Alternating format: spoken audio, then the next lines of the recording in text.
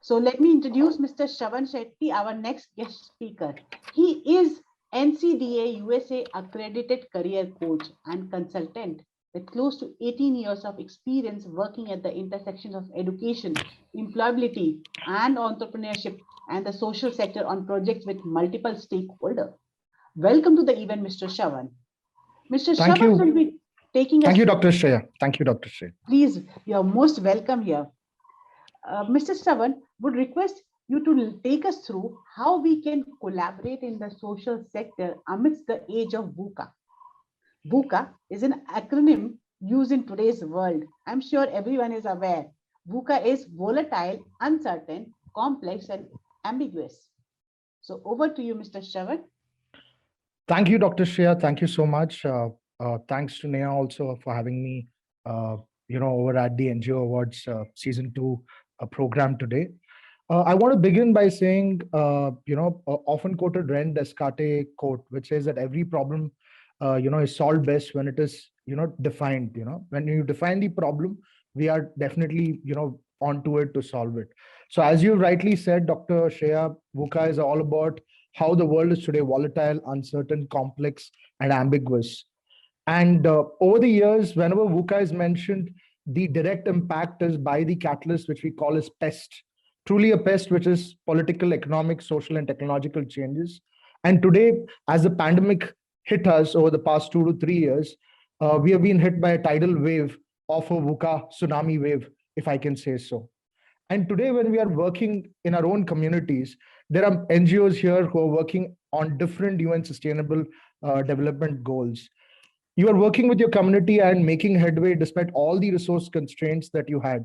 And then suddenly along the way came the pandemic, and it further complicated funding for your projects. It also meant that your communities whom you're working with, where you had made progress, these stakeholders needed more support than ever. And it kind of resulted in a situation where it was more volatile, more uncertain, and more complex, to say so. This makes us ask this crucial question: how can we collaborate? And how can we get better at doing good for each other in the social sector community and the communities that we work with? I would like to take a leaf out of literature to get the spirit on board, which is from a often quoted poem that we come across in schools by H.W. Longfellow, where he says, "Let us then be up and doing for any good, still pursuing, still achieving. Let us learn to labor and to wait." It's important for us, as we believe in the social sector, that not enjoyment and not sorrow is our destined end away.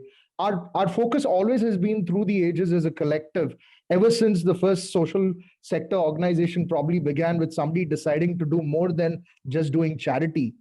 We started looking at how we could make some impact in focusing on the problem at hand, whether it was educating people or giving access to education, sanitation, whatever the social issue was.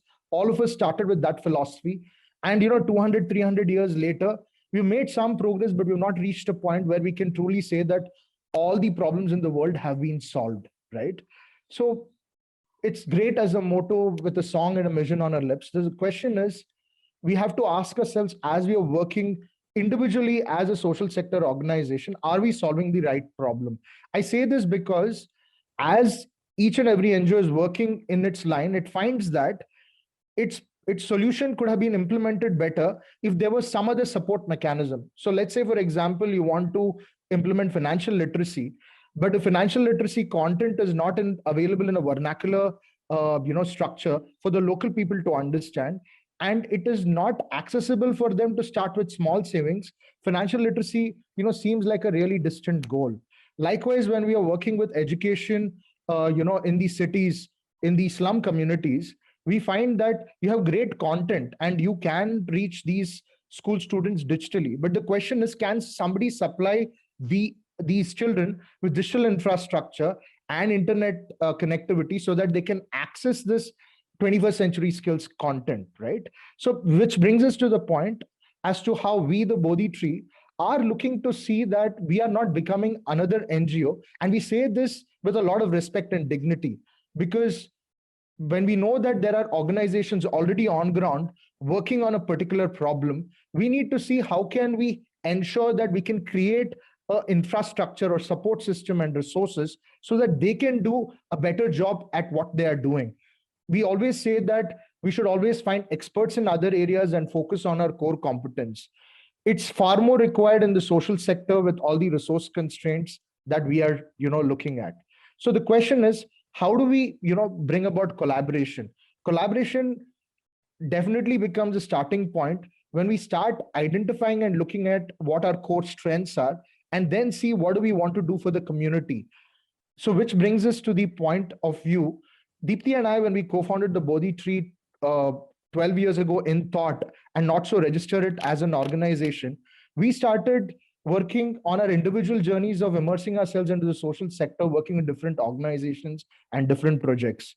And now we've come to a point where last year, when we registered the company in December, around 9 months before that, we spent a lot of time talking to NGOs on ground, trying to understand what were the areas they needed support. And this we did across different SDGs. We also looked at what is it that they were looking for in terms of partnership. That's where we come to the first point, which is to say that if we as individuals and as a collective in the social sector can accept the fact that we need to work with each other, and we do work with donors, we do work with our stakeholders. It's also important for us to see how we can work with other solution providers to come together to focus on that child, to see that the child not only gets access to great education content, also has access to career counseling, has access to for example, if it's a girl who's touching puberty, it's not enough to just provide education about menstrual education. It's important to also provide disposable sanitary pads. So the focus for us to come together is to start having a dialogue, having a conversation.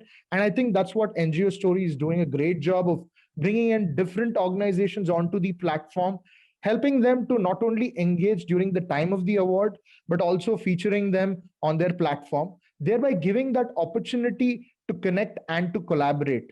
We've launched a program or a campaign that we say, education with dignity. And here, what we are doing is we're working with organizations like DeskIt. We are working with organizations like Shiksha on Wheels. So what we are trying to understand is every community can be provided with global solutions. As we know from one of the top 2 principles for Teach for All, which is what we know in India as Teach for India, for example, the focus should be inclusivity. Can we get all these stakeholders working on a SDG, working on a particular cause into a room, and then see how we can work together to look at that single child who's representative of the community and the various shades that each one of these children, it could be a child with disability, it could be a child who's on the autistic spectrum, it could be a child who's not interested in continuing with further education, but wants to take up vocational skills training, right?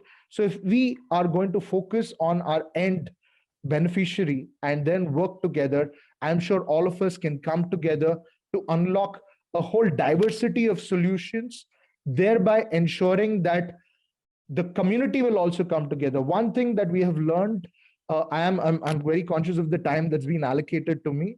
I would like to say that one thing that we have learned time and time again is that when we come together looking at who needs, roti kapda makan, as we say in Bollywood, we are able to arrange for it. But when we are looking at what the child needs, we should not push our agenda. So the agenda should be determined by what the community needs. And that is why we are seeing today an unprecedented wave of support, not just from huge philanthropists and big foundations. We know for sure that in the past 2.5, 3 years, the community has delivered through its philanthropy, where college kids have donated 500 rupees, deciding not to go out and eat Chinese food. There are families who have decided that they will donate for groceries to help poor people in the neighborhood who are without a job access groceries. So we have shown as a social sector in the past 2.5, 3 years, how we in India have come together and are continuing to come together to work together, to collaborate, to do what is required for every person in this country, irrespective of socioeconomic background or religion, to access what they should access, the right to education, livelihood, and all of that which makes us truly human. On that note, I would like to say, let's connect and collaborate on this platform and beyond this platform and do what we can, because this is what we do best as a social sector. Thank you, everybody, for a patient hearing. Thank you so much, Mr. Shravan. Yes, that is the right now need to create more awareness about all these things. And we in a social sector, we need to create that awareness. Thank you so much for doing all these things, Mr. Shravan.